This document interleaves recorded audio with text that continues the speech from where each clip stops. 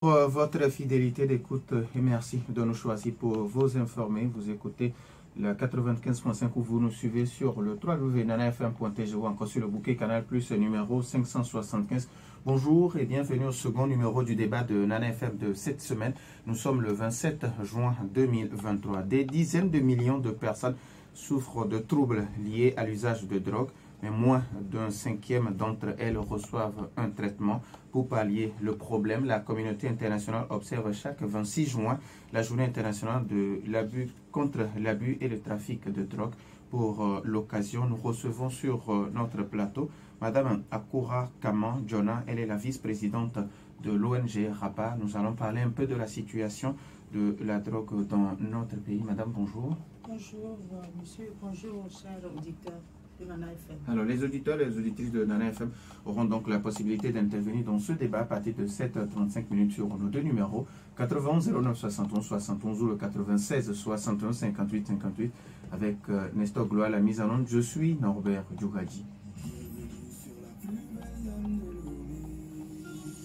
Une fois encore, merci pour votre fidélité d'écoute.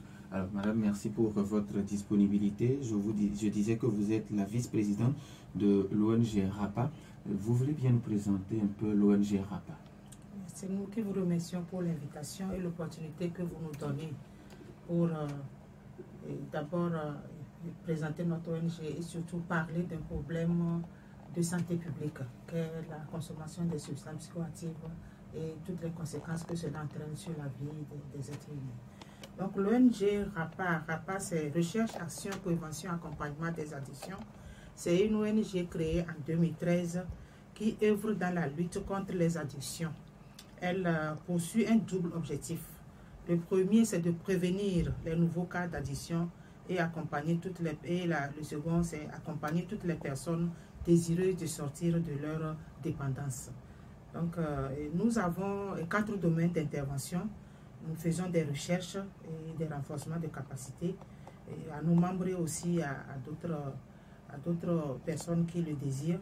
Nous avons un deuxième volet qui est la prévention et la communication, qui est un volet très important pour nous parce que nous faisons beaucoup de sensibilisation et de masse et de grand public. Nous touchons beaucoup de cibles telles que les scolaires, les étudiants, les détenus, les enfants déshérités, les usagers des substances. Nous allons jusqu'à dans les îlots de consommation pour pouvoir sensibiliser. Donc nous avons un autre volet qui est l'accompagnement et la prise en charge des personnes qui ont des problèmes avec leur consommation. Et par la même occasion, nous accompagnons également les familles à qui nous offrons des services intégrés. Donc nous avons la consultation, nous faisons des thérapies individuelles, nous avons des groupes de parole pour les usagers et les groupes de parole pour les mères. Nous faisons aussi la réinsertion socio-professionnelle des usagers que nous récupérons. Nous faisons la médiation familiale et scolaire ou professionnelle. Et nous organisons également des activités de bien-être pour pouvoir permettre aux usagers de drogue de revaloriser leur vie. Donc voilà un peu résumé en quelque sorte ce qu'est l'ONG RAPA et ce que nous faisons. Alors, madame, ce 26 juin célébré la journée internationale contre l'abus et le trafic de drogue. Quelle est la situation de la consommation de la drogue et de ses conséquences dans notre pays? Quand on parle de la situation dans notre pays, je pense que tout le monde est conscient aujourd'hui que c'est un phénomène de santé publique et toutes les cibles et toutes les couches sociales sont concernées et touchées. Quand ce n'est pas vous directement, c'est quelqu'un que vous connaissez, c'est un membre de votre famille, c'est un membre plus ou moins proche. Mais on ne peut pas en ce jour donner des statistiques. Parce que pour avoir des statistiques, il faut faire une enquête nationale. Il faut faire une étude nationale pour pouvoir vraiment évaluer la situation et savoir quelle est l'ampleur du phénomène, à quel pourcentage la population est affectée et quelles sont les zones les plus touchées. Donc tant qu'on n'a pas une étude de cette envergure, on ne peut pas se prononcer en termes de statistiques. Mais le constat est là. Mais on sait que le phénomène est réel, les familles en souffrent, les jeunes dans les établissements sont touchés, les étudiants sont touchés, les professionnels partout. Dans les villages comme en ville, le problème est réel. Donc, je ne peux pas me prononcer en termes de statistiques, comme je le disais, parce qu'il faut vraiment qu'il y ait une étude qui puisse donner vraiment des chiffres sur lesquels on peut se baser pour dire voilà l'ampleur du phénomène réellement dans notre pays. Alors, quand vous disiez entre-temps que toutes les couches sont touchées, est-ce que vous avez cherché à savoir quelles sont les causes? Les causes sont multiples. Les causes sont multiples et ça dépend aussi de la couche. Quand nous prenons par exemple chez les jeunes ou les élèves par exemple, ils peuvent être amenés par le phénomène, par effet de groupe, par imitation. Il y a certains, ils ont des groupes ou des clubs pour adhérer à ce groupe. Et pour être membre de ce groupe, il faut être initié. Et l'initiation, c'est aller à l'étape supérieure. C'est-à-dire que peut-être il faut prendre la drogue, il faut boire l'alcool, et ainsi de suite. Donc, ça amène les jeunes à aller vers. Il y a d'autres, c'est parce qu'ils ont des problèmes. Ils ont des problèmes, ils ne savent pas comment les résoudre, ils ne savent pas par où passer. Donc, ils pensent qu'en prenant cette substance, ça va les aider à oublier le problème. Et pour d'autres, ils pensent qu'en prenant cette substance, ça va leur donner la force, l'énergie nécessaire pour faire des activités plus ou moins difficiles. Par exemple, pour les élèves, ils se disent qu'en prenant la drogue, ils vont rester éveillés, ils seront intelligents, ils vont apprendre toute la nuit sans dormir. Ils ont tous les arguments. Quand nous prenons nos frères qui font le travail de taxi-moto, pour eux, ils pensent que ça leur donne la force physique pour pouvoir conduire toute la journée sans être fatigués. Donc, pour d'autres, ils ont été malades, on leur a prescrit un médicament qui leur a donné satisfaction. Donc après, pour un I ou pour un A, ils courent eux-mêmes acheter ce produit. Ils deviennent dépendants de ce produit et ça devient une maladie. Donc les causes sont multiples. Il y a d'autres, pour certains enfants, c'est les problèmes familiaux. Par exemple, si la famille n'est pas unie, s'il y a trop de problèmes, les disputes, les violences conjugales, le tissu familial est déchiré, il n'y a pas la paix au sein de la famille, les parents se bagarrent tout le temps devant les enfants, ou bien les parents n'ont pas les moyens pour subvenir à leurs besoins. Il y a plein de problèmes qui peuvent entraîner les enfants à aller vers la consommation des substances psychoactives. À l'inverse, il y a certaines familles qui sont nantis, qui ont tous les moyens. Les parents mettent à la disposition des enfants tous les moyens nécessaires, matériels comme financiers, pour les mettre à l'aise. Mais malheureusement, leur présence pose problème. Les parents ne sont pas là. Ils sont pratiquement absents parce que leur travail, leurs affaires les occupent toute la journée. Et ils pensent qu'en mettant à la disposition des enfants tous les moyens matériels et financiers, ça va les aider à évoluer. Malheureusement, le manque affectif va créer un trouble auprès des enfants qui ça peut les entraîner vers la consommation des substances psychoactives. Donc, il y a plein, les causes sont vraiment énormes. Ça dépend de l'individu. Il y a certains enfants, c'est un choc émotionnel qui l'a amené vers.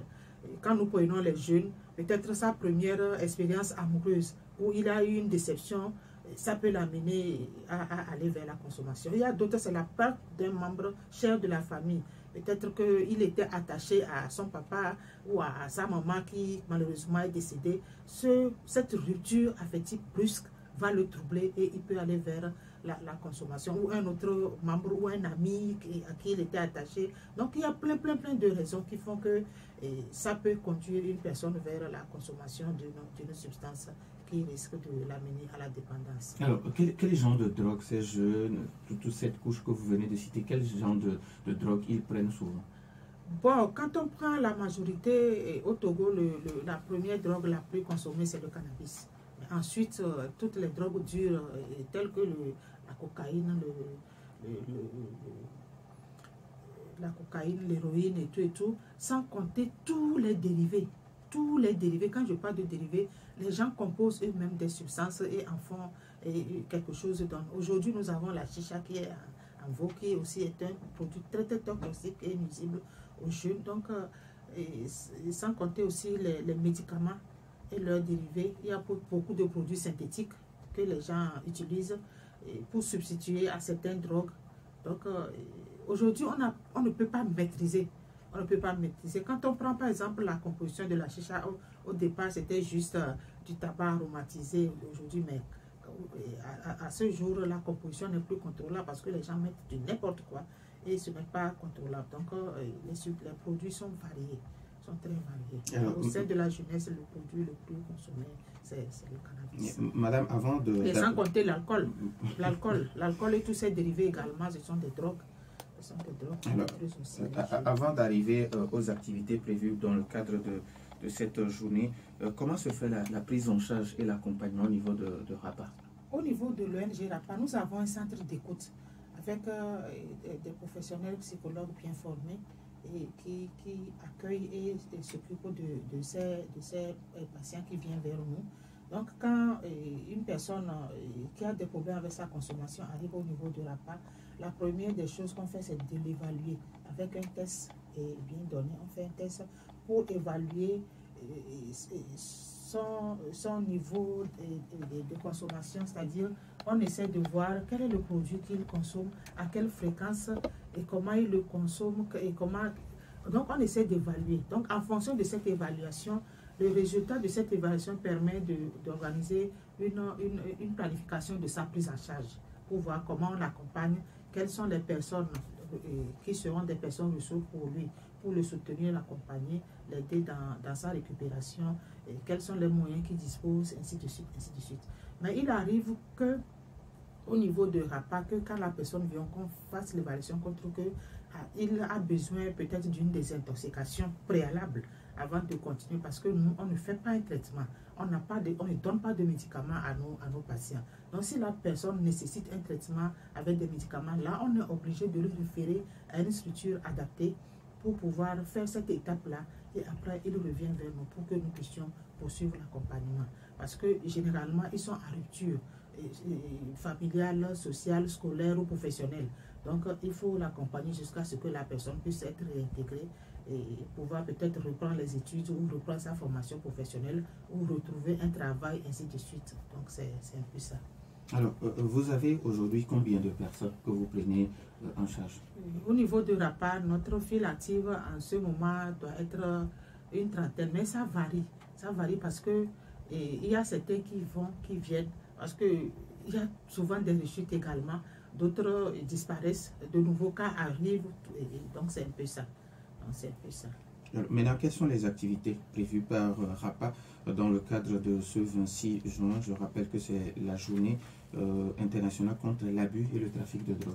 Oui, et dans le cadre de cette célébration, parce que nous, au niveau de RAPA, on saisit toujours, c'est une grande journée pour nous, et on fait beaucoup d'activités autour de cette activité et de cette journée chaque année. Cette année, nous avons prévu faire plusieurs activités telles que on a fait hier une émission radiophonique en hébreu au niveau de la radio Pyramide FM.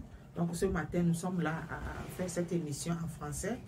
Et hier également, il y avait eu un passage à l'émission La Pause pour pouvoir également présenter nos activités, aussi parler un peu de la célébration de la journée et ce que nous faisons. Et nous allons faire aussi des activités de sensibilisation et de dépistage à l'hépatite B et au VIH. Et aujourd'hui également au niveau de l'îlot de Katanga. Et on a prévu également faire une autre activité avec les conducteurs de taxi-moto de la société et Olé. Donc voilà les activités que nous avons prévues dans le cadre de cette célébration du 26 juin édition 2023. On a ciblé les conducteurs de taxi-moto, comme je vous l'avais dit, parce que c'est une cible vraiment très sensible. C'est une cible qui, en ce moment-là, est très, très touchée par la consommation des substances psychoactives. Et surtout, ils ont été emportés par la consommation du tramadol. Donc, et ça entraîne beaucoup de conséquences. Quand nous voyons aujourd'hui, quand on cite les cas d'accidents qui se produisent très souvent, c'est sous l'effet soit de l'alcool ou de ces produits où la personne perd la maîtrise de soi et la maîtrise de son engin, et ça crée beaucoup d'accidents et malheureusement beaucoup de vies aussi coulent, beaucoup de sang coule. Donc c'est pour ça qu'on a ciblé cette société pour sensibiliser leur personnel et leur dire vraiment de faire attention pour pouvoir préserver leur vie et avancer. Alors, quand vous parlez entre-temps de îlots, là, qu'est-ce que vous voulez dire? Oui. Et puis, il y en a combien dans la capitale? Quand je parle d'îlot, c'est ce que nous appelons communément ghetto. C'est ce que nous appelons communément ghetto. On sait que quand on parle de ghetto à Lomé, on a un peu une idée de ce qui se passe là-bas. C'est l'alcool, c'est la drogue, c'est le sexe, c'est vraiment tout ce qui n'est pas... C'est tous les vices. Voilà, tous les vices sont réunis là-bas et c'est désastreux. Les gens vivent dans des conditions très misérables avec tous les risques possibles. Donc nous saisissons l'occasion de la circulation de certaines journées pour aller vers ces cibles-là vulnérables pour leur apporter notre soutien, notre service. Donc au niveau de Katanga, on va faire, parce qu'on essaie de les sensibiliser sur les risques de la consommation des substances psychoactives qui peuvent entraîner à la contamination du VIH ou hépatite ou d'autres maladies sexuellement transmissibles. Et avec aussi le risque de violence conjugale, le risque d'abus sexuels et autres, le risque de grossesse indésirée, le risque de... Voilà, tout ce que ça peut entraîner. Comme disons, quand ils prennent conscience que leur consommation peut entraîner d'autres conséquences plus graves, donc je pense que ça les aide vraiment à réorganiser leur vie et à y penser autrement. Mais il y en a plusieurs dans la capitale. Oui, les îlots, il y en a plein dans la capitale. Je n'ai pas le nombre effectif parce que c'est aussi des structures qui bougent. Parce que puisque ils sont parfois aussi traqués par les forces de l'ordre, quand on découvre les mécanismes, ils bougent, ils se déplacent ils créent un autre milieu pour pouvoir rester et pouvoir exercer tranquillement leur job, je peux dire ainsi. Donc c'est un peu ça. Sinon, il y en a plein. 91 09 71 71 ou le 87 61 58 58. Nos auditeurs ont maintenant la possibilité sur ces deux numéros après la courte pause. 91 09 71 71 ou le 96 61 58 58. Les auditeurs ont maintenant la possibilité sur ces deux numéros, mais avant de donner la possibilité, nous avons un premier auditeur en ligne. Nana FM, allô? Allô? 91 09 71 71 ou le 96 61 58 58. Nana FM, allô? Oui, allô, bonjour. Mas Dadido Gomé, bonjour. Bonjour à votre invité. Bonjour, monsieur. C'est Max. Ah, bonjour Max, comment allez-vous? Ça va bien, merci. Ok. Je voulais faire une observation et poser une question. Oui. Je n'ai pas entendu, j'ai pris ça en cours, je n'ai pas entendu madame parler des boissons énergisantes, qui est un vrai fléau, surtout importé des pays anglophones. Ces boissons énergisantes qui sont consommées partout, même dans les bars, comme des gens consomment comme ça, comme des gens qui sont évolués. Et je vois ça consommé par les élèves, les conducteurs de taxi moto, de cycles, des conducteurs de pousse-pousse, et les ouvriers sur les chantiers BTP et ainsi de suite. Mais ce que je ne comprends pas, à travers les publicités, le gouvernement encourage des fois la consommation de ces boissons. Là, je ne sais pas si madame pourra me démentir ou bien m'expliquer pourquoi c'est fait, parce que moi j'ai constaté cela. Et le fait de cette, moi je vais l'appeler pandémie, c'est aussi l'ignorance de la population. Les gens, en consommant ces boissons, ne savent pas que c'est des boissons qui contiennent de la cocaïne et autres. Et pour terminer, ma question, madame a parlé de la prise en charge de 30 individus. Je vais demander c'est dans quelle localité, dans quel du Togo, et comment cette prise en charge peut être amplifiée si c'est seulement débuté à Lomé. Merci, bonne journée. Merci et bonne journée à vous aussi. 91 09 71 71 ou le 96 61 58 58. Nos auditeurs ont toujours la possibilité sur ces deux numéros. Je vous rappelle que nous avons un second invité également en studio, Monsieur Boum Mawena. Monsieur Boum Mawena, alors bonjour. Bonjour. Présentez-vous s'il vous plaît. Merci beaucoup. Je Je suis M. Boum Mawina Komla, je suis le secrétaire permanent adjoint du Comité national anti-drogue, qui est la structure qui coordonne les activités de lutte contre la drogue au Togo. Alors, je voudrais profiter d'abord vous dire merci pour l'invitation et puis saluer tous ceux, celles qui nous écoutent en ce moment. Alors, vous avez une fois aussi félicitations à madame parce que je la suivais au cours de route. Alors, vous avez suivi notre auditeur par rapport à la question des boissons énergisantes, mais avant de répondre, nous avons notre auditeur en ligne. En FM, allô?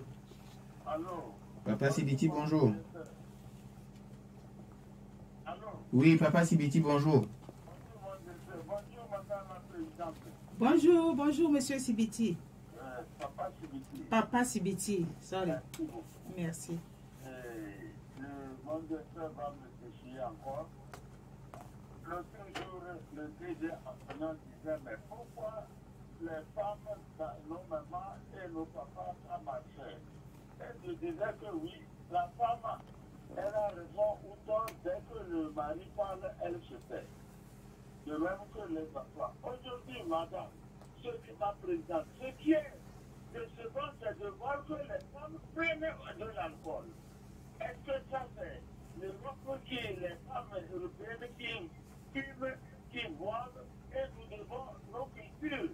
Monsieur Michel et moi, nous ne sommes pas d'accord parce que nous avons nos cultures. L'Européen, sa culture n'a pas d'éducation, c'est tout.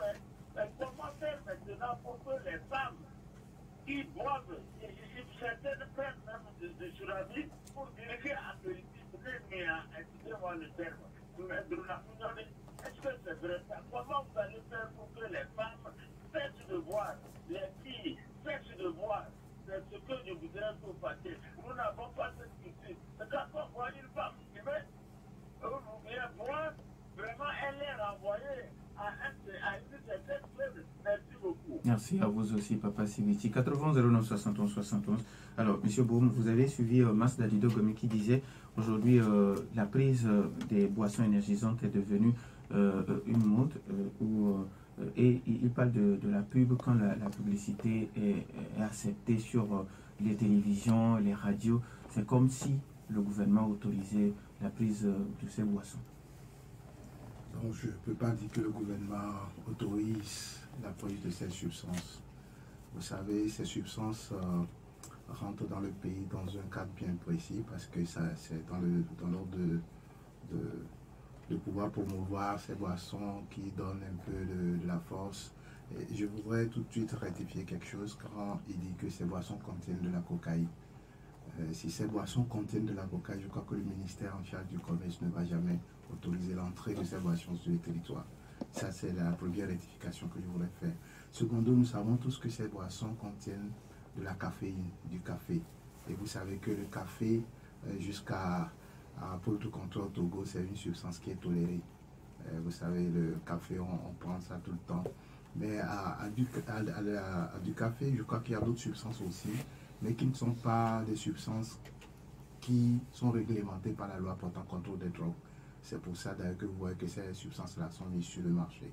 Mais je voudrais attirer l'attention des populations que ces substances présentent un grand danger, comme il a souligné. Et ces substances contiennent de grosses quantités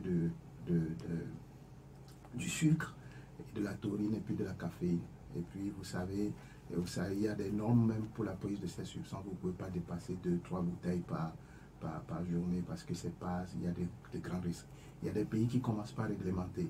Au Togo, nous n'avons pas encore un cadre réglementaire sur ces substances. C'est d'ailleurs pour ça que vous voyez qu'il y a des publicités sur les médias publics, etc. Mais il y a un gros mais parce qu'il y a un comité qui est mis en place par le ministère en charge de développement à la base pour réfléchir sur la question de la prévention de l'usage des substances au sein de la jeunesse.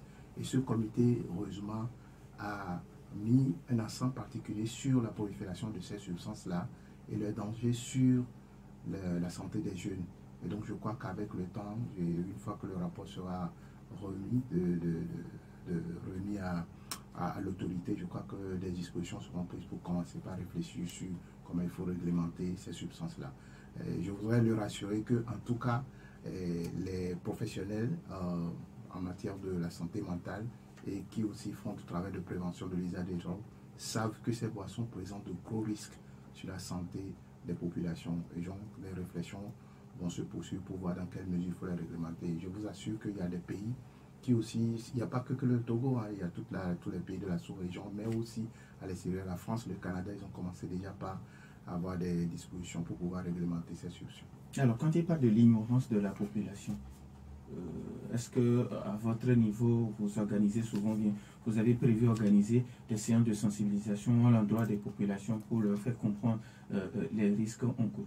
Dans presque toutes les interventions de sensibilisation que nous faisons, que ce soit en collaboration avec les organisations de la société civile, que ce soit nous-mêmes en tant que comité, je crois qu'on attire l'attention des populations sur les risques. Et par exemple, nous avons un outil Mon cerveau, j'en prends soin. Et quand vous parcourez un peu cet outil, à quelque part, qu'on attire l'attention des jeunes élèves sur les risques de consommer ces boissons énergisantes, parce que ces boissons vont vous priver de sommeil, par exemple si les jeunes à l'approche des examens, puisqu'elles contiennent de la caféine. La caféine va vous donner l'impression d'être très éveillé, et donc vous avez moins de sommeil, et vous avez l'impression d'avoir la capacité d'absorber beaucoup de choses, d'apprendre énormément, mais le cerveau fout tout ça là dans un désordre. Au moment où vous aurez besoin de ces informations, vous ne les aurez pas parce que le cerveau n'était pas dans les bonnes conditions pour pouvoir enregistrer et mettre en ordre ces informations. Et donc on attire leur attention sur le fait de pouvoir faire attention à ces substances-là qui présentent des risques. C'est tout comme le café. Ouais, c'est le café. Donc voilà. Alors, madame, vous avez écouté notre auditeur. Je ne sais pas si vous voulez revenir d'abord sur ce problème de boissons énergisantes avant la question de la prise en charge au niveau de Rabat. Merci, je voudrais déjà remercier M. Boum pour être présent à cette émission. Et vous comprenez qu'il y a une collaboration, étroite collaboration entre le gouvernement et les organisations de la société civile. C'est ça qui justifie sa présence à cette émission pour appuyer l'ONG Rabat dans les activités que nous avons prévues dans le cadre de la célébration du 26 juin. Donc, pour les boissons énergisantes, il a déjà tout dit. Je voulais revenir sur la prise en charge pour expliquer à M. Max que le chiffre que j'ai donné, c'est notre fil actif peut-être hier, parce que ça bouge. Si nous prenons les cas que nous avons reçus depuis 2015, où nous avons notre centre d'écoute, ça peut se compter à des centaines de personnes. Donc, ce n'est pas toute la population. Il y a d'autres structures de prise en charge à Lomé ici, comme à l'intérieur du pays. Quand nous prenons les structures sanitaires, les CHU et les CHR et autres, il y a des unités de prise en charge d'addictologie. Donc, à tous les niveaux où les gens vont vers pour demander des services de prise en charge, ça se fait. Donc, notre ONG n'est pas la seule et ce n'est pas la population togolaise que l'ONG n'a pas pris en charge. Donc, je donnais juste la file active que nous avons à ce jour. C'était ça. C'est pour clarifier. Nous avons un autre auditeur en ligne, Nana FM. Allô? Allô? 91 09 71 71 ou le 96 61 58 58. L'auditeur est parti. Alors, Madame Papa Sibiti, qui aujourd'hui, les femmes qui prennent de l'alcool, les femmes qui fument, alors pour lui... oui, je voudrais vraiment remercier Papa Sibiti pour son cri de cœur. Il a touché du doigt un problème sérieux, la femme et l'addiction. Et c'est une réalité. C'est une réalité et les causes aussi sont diverses. Les causes sont diverses. Pour une femme qui vit peut-être dans un foyer où elle est épanouie, elle n'a pas de soucis, elle n'a pas de problème, je pense que cette femme peut contrôler à la limite sa consommation. Mais il arrive aussi que les femmes aient des problèmes de violence conjugale, des problèmes de pauvreté, des problèmes de soucis divers qui les amènent également à la consommation. Donc c'est ça, c'est notre mission. C'est pour ça que nous sommes là, pour attirer l'attention des gens, pour leur dire la consommation des substances psychoactives, que ce soit la drogue ou l'alcool, que c'est dangereux, c'est nuisible pour la santé. Parce que beaucoup de femmes, et surtout quand on prend le foyer, c'est la femme qui tient le foyer, c'est elle qui est à la base de l'éducation des enfants, appuyée par son mari. Maintenant, quand la femme elle-même perd ses repères, elle boit, elle se saoule, elle dort, elle ne peut pas entretenir ses enfants, elle ne peut même pas faire la cuisine, elle ne peut même pas se prendre en charge elle-même en tant que mère de famille qui va éduquer les enfants. Donc vous comprenez que toute la famille, ça dit que toute la famille tombe et que vous retrouvez les enfants dans la rue. Aujourd'hui, quand on voit beaucoup d'enfants traîner dans la rue, sans aucune éducation, qui sont là à voler, à poser des actes. C'est parce que au sein de la famille, il y a un problème. Et parfois, quand on regarde, la mère aussi a des soucis. Donc, c'est un peu ça. C'est un sérieux problème qu'il a souligné, dont nous sommes conscients. Il arrive également que nous fassions des actions ciblées par rapport à l'addiction qui concerne les femmes. Donc, je pense que notre devoir, c'est de continuer par sensibiliser, continuer par attirer l'attention de la population sur ce phénomène et avec le temps, on a l'espoir que ça va aller. Alors, M. Boum, la femme et l'alcool. Je vais compléter pour dire que ce n'est pas un phénomène nouveau. Je parle sous le contrôle même de Papa Siliti parce que vous savez, le statut de l'alcool dans nos sociétés, l'alcool est très toléré, l'alcool est social. Pour plusieurs événements célébrés, soit en famille, en communauté, l'alcool est hyper présent.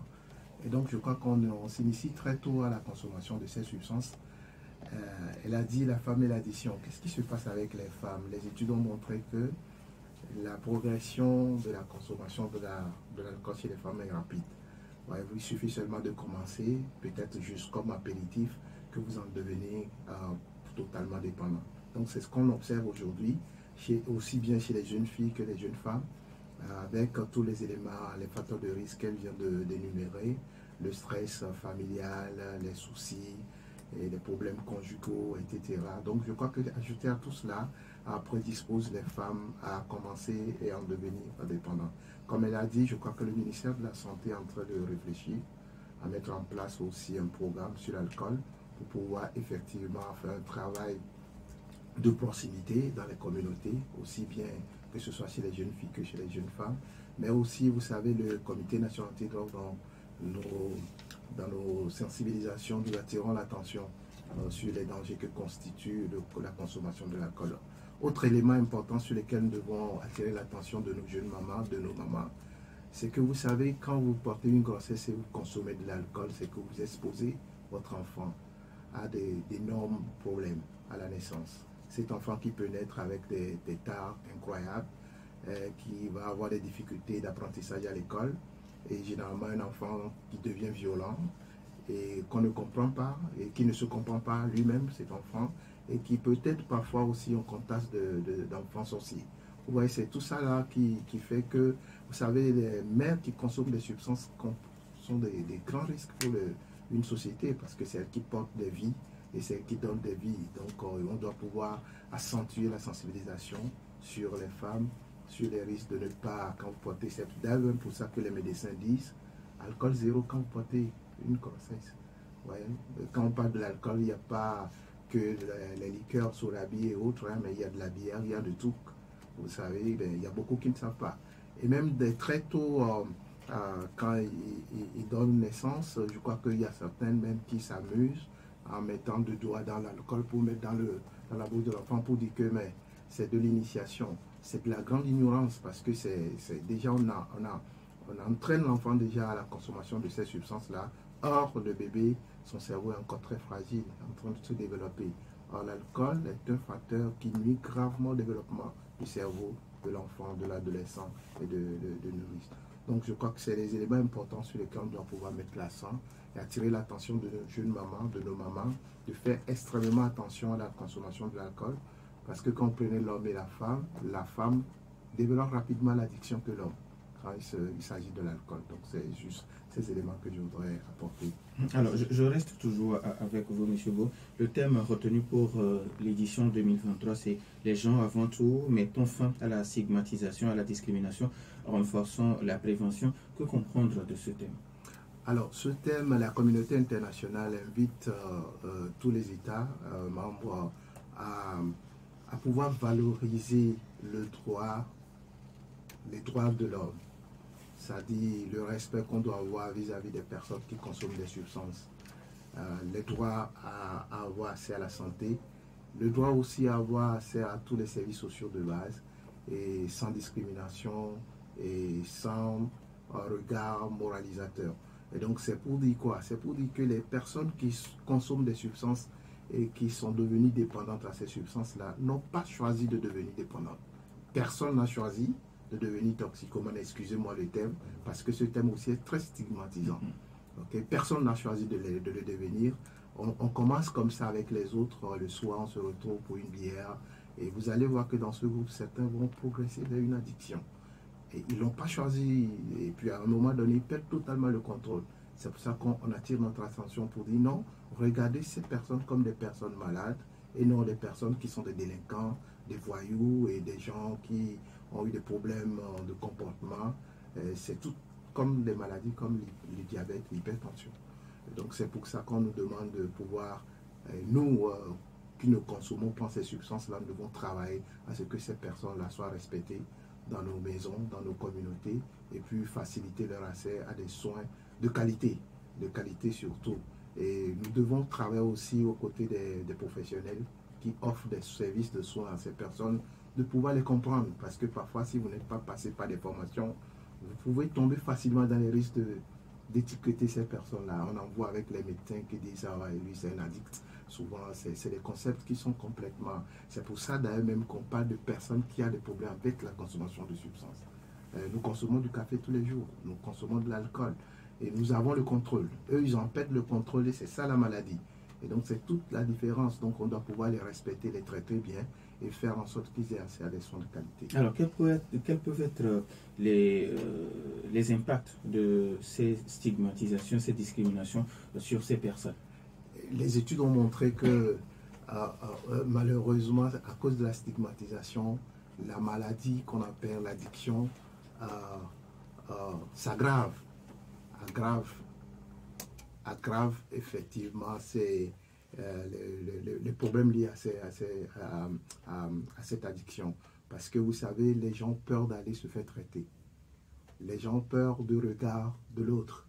Les gens ont peur parce qu'ils ont tellement de soucis à la famille que quand ils vont aller demander de l'aide, on va les stigmatiser. Et ça fait qu'ils se restent chez eux et c'est le problème qui prend de l'ampleur. Et donc, c'est un des facteurs parce que les études l'ont relevé. Et autre chose, c'est, vous savez, les usagers de substances, c'est des personnes, une fois qu'ils viennent à l'hôpital ou bien dans un centre pour se faire accompagner, ils ont un gros souci de temps. De temps. Et il suffit seulement que vous les laissez un peu plus longtemps sur les bancs, vous n'allez plus les revoir. Vous voyez, parce qu'ils ont déjà ce poids derrière, ils pensent que bon, on ne les respecte pas, on ne leur donne pas, alors que nos services tels que c'est structuré au niveau national, ce n'est pas encore ça pour permettre à ce que ces gens-là aient des services assez adéquats. Et quand on vient de parler aussi du problème des femmes, des jeunes femmes, vous voyez, il faut que ces services-là soient des services assez sensibles à ces couches-là. Donc je crois qu'il y a d'énormes problèmes. Et même à la maison, vous savez, les familles aussi qui ne comprennent pas cette pathologie aussi renforcent cette stigmatisation. Et ce qui fait que le mal s'empire. Alors, madame? Oui, c'est vraiment à la famille que je voulais en venir. Merci pour ces clarifications que M. Boum vient de donner. Pour dire que généralement, quand ce problème arrive au sein d'une famille, d'abord c'est un grand souci parce que ça apporte une grande souffrance à la famille. Généralement, les hommes démissionnent. Tout de suite, il dit à la femme, c'est de ta faute, c'est toi qui as mal éduqué tes enfants, tu assumes. Il se retire. Et la charge revient à la femme toute seule, et qui n'en peut plus. Et elle aussi, quand elle est fatiguée, elle abandonne. Quand une personne a des problèmes avec sa consommation et qu'il n'y a personne pour le soutenir, cette personne ne peut jamais s'en sortir. Il faut vraiment que les familles comprennent que quand vous avez un membre de votre famille qui souffre de sa consommation, il faut vraiment que toute la famille s'investisse pour le soutenir, l'accompagner et l'aider à s'en sortir. Quand vous le stigmatisez, vous le discriminez, vous avez aggravé sa situation. Parce que généralement, c'est ce qui se passe. Et aussi, les gens sont impatients. Quand on commence, ils pensent que c'est juste, on va l'amener à l'hôpital, on va lui donner un comprimé de paracétamol ou faire une injection et c'est fini. Alors que le traitement, c'est vraiment presque à vie. Comme il a dit, c'est une maladie chronique. Une maladie chronique, ça veut dire que c'est presque à vie. Cette personne doit être accompagnée presque toute sa vie. Il faut qu'elle arrive à récupérer de sorte qu'elle puisse vraiment commencer par être active, socialement parlant. Maintenant, si elle arrive à être active, elle diminue sa consommation, la réduit au maximum ou arrive à arrêter de pouvoir reprendre ses activités, c'est une bonne chose. Mais il peut arriver des rechutes. Quand la personne réussit, c'est le scandale à la famille. Et tout le monde l'insulte, on le traite de n'importe quel mot, ou bien moins de choses qu'il fait à la maison, dit voilà, tu es encore parti fumer, tu as encore bu, donc ça fait que c'est difficile à la personne de récupérer. Donc il faut que les familles comprennent que la personne qui est déjà affectée est très sensible et qu'elle a besoin de leur soutien, de leur accompagnement pour pouvoir vraiment progresser dans sa récupération. C'est très important. Alors, madame, vous avez juste 30 secondes. Quels mots-clés vous souhaitez transmettre aux auditeurs? Après, on donne la possibilité à M. Bonne, parce qu'il nous reste pratiquement 2 minutes. Bon, ce que je peux dire, surtout aux jeunes, nous sommes pendant les vacances. Il paraît que maintenant, ils se retrouvent pour boire à mort, fumer grave, je ne sais pas quelle expression je vais utiliser. Il faut vraiment que les jeunes fassent attention. Il faut éviter la première consommation parce que c'est la porte d'entrée dans ce piège infernal. C'est un labyrinthe sans bout. Donc, je vais prier les jeunes pendant ces vacances-là de s'occuper utilement, de faire des activités qui sont bien pour eux, pour leur bien-être, d'éviter vraiment cette dérive-là pour pouvoir rester sains et reprendre leur rentrée prochaine. Et aux familles, vraiment, de prendre des dispositions pour protéger les jeunes. Merci beaucoup. Je crois que je vais juste enchaîner pour dire que effectivement on interpelle les jeunes mais aussi les parents. Mais avant cela, je voudrais juste en termes de, quand on parlait de stigmatisation, attirer l'attention des uns des autres que les familles aussi souffrent autant que la personne qui est dans la souffrance, qui consomme une substance. Les familles ont besoin d'aide. Les familles ont besoin aussi d'être comprises dans ce cheminement, dans cet accompagnement. Elles ont besoin d'être accompagnées, soutenues, avant de pouvoir soutenir aussi le malade. Donc je crois que de plus en plus, il y a des réflexions en cours pour créer un cadre pour les familles afin de s'exprimer, aussi de pouvoir aider. Maintenant, j'interpelle les parents. C'est les vacances. Et l'orientation actuelle du Comité national antidrogue, c'est clair, c'est de pouvoir surveiller, contrôler les sorties, les fréquentations des jeunes parce qu'ils sont libres. Mais ce n'est pas parce qu'ils sont libres qu'ils peuvent faire tout ce qu'ils veulent. Donc les parents doivent être vigilants, savoir là où ils vont, ce qu'ils font. Et puis également, checker leurs activités sur les réseaux sociaux. C'est extrêmement important. Et de pouvoir les occuper sainement. Je crois que c'est le message que nous pouvons adresser à la famille, aux familles et aux parents. Je vous remercie pour cette opportunité. Merci également à M. Mawena Bomi, il est le secrétaire permanent adjoint du Comité national antidrogue, et Mme Akura Kama, vice-présidente de l'ONG RAPA. Merci également à vous pour votre fidélité d'écoute à Nana FM. Fin de ce débat mis en onde par Nestor Glo. Je suis Norbert Djouadi. Merci également à Maïmouna Hassan derrière la caméra pour notre page YouTube. Bonne suite de nos programmes.